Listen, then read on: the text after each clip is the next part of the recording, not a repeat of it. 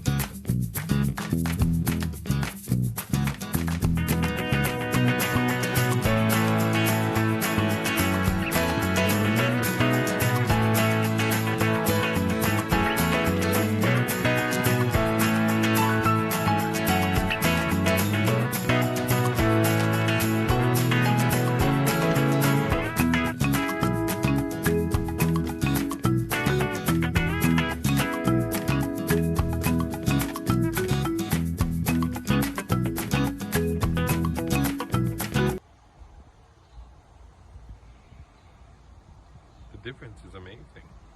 Okay, we've soaked 2 of these overnight in apple cider vinegar. As you can tell, these 2 are the ones we soaked.